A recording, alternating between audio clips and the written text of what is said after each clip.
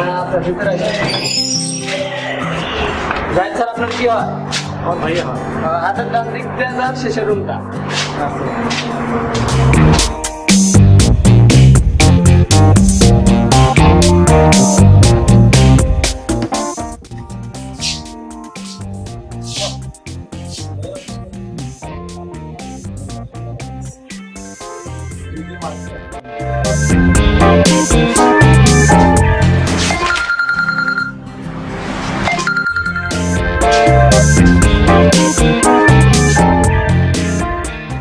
কাজের মধ্যে বউ ফোন দিল, দেখি কি বলে। হ্যালো, হ্যাঁ কেমন আছো? আচ্ছা আচ্ছা, ওই তোমাকে যে ঈদের লিস্ট পাঠাতে বলছিলাম, সেটা কই? এখনো তো পাঠাইলা না।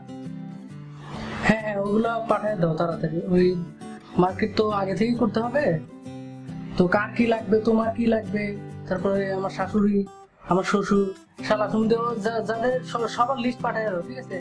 ওইগুলো তাড়াতাড়ি পাঠাই দাও, ওটা আমার আগে থেকে মার্কেট করতে হবে, তাছাড়া তো সারতে পারবো না।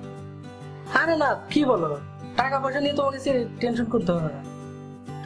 হ্যাঁ, আল্লাহর রহমতে তোমাদের দোয়ায় আল্লাহ ব্যবসা বাণিজ্য ভালোই দিতেছে। টাকা পয়সা তুমি এত টাকার টেনশন করতেছো না, টাকার টেনশন আমার। তুমি ওই লিস্টটা তাড়াতাড়ি পাঠিয়ে দাও। হ্যাঁ আচ্ছা, ওকে ঠিক আছে, আমি একটু ব্যস্ত আছি, তুমি লিস্টটা পাঠিয়ে দাও, আমি পরে ফোন দিচ্ছি আবার। ওকে ঠিক আছে, আল্লাহ হাফেজ।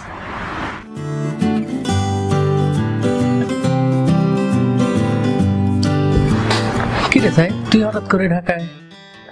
আচ্ছা ভিতরে বল।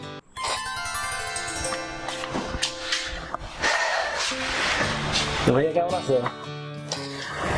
এই তো আছি, একটু ঝামেলার মধ্যে।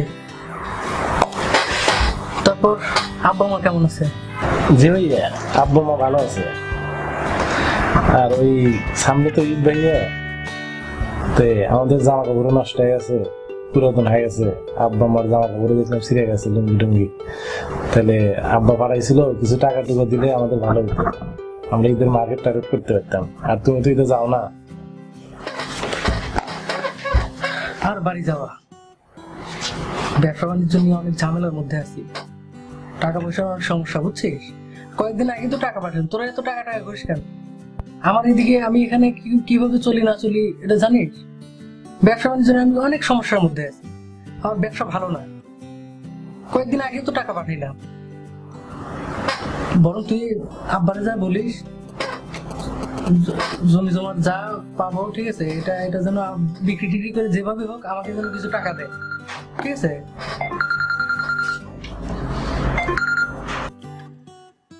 আচ্ছা, এখন তো আমি খুব সমস্যার মধ্যে আছি, টাকা পয়সা নাই। আর আসলে সত্যি কথা বলতে আমি এখন টাকা পয়সা কিছু দিতে পারতেছি না।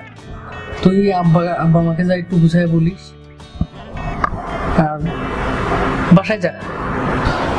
না ভাইয়া, আজকাল বাসায় যাবো না ভাইয়া, আজকাল চলে গেলাম, বাড়িতে অনেক কাজ, আর বাবা অনেক চিন্তা করবো, যাইতে ভাই। আচ্ছা দাঁড়া,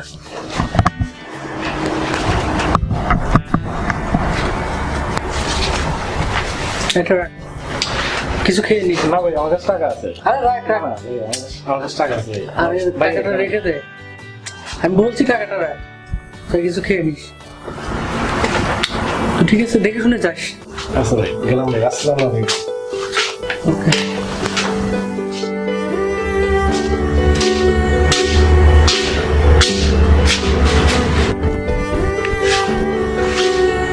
হাই রে, এই আমার ভাই, ভাই কত পরিবর্তন। যে ভাই আমাদের ছাড়া একদিন থাকতে পারতো না, আমরা একবেলা না খাইলে কত কষ্ট হইতো, আর সেই ভাই আজকে আমাদের রেখে তার শ্বশুর শাশুড়ি নিয়ে ব্যস্ত আছে। আজকে আব্বা আম্মাকে সে কিছু মনে কিনলো না।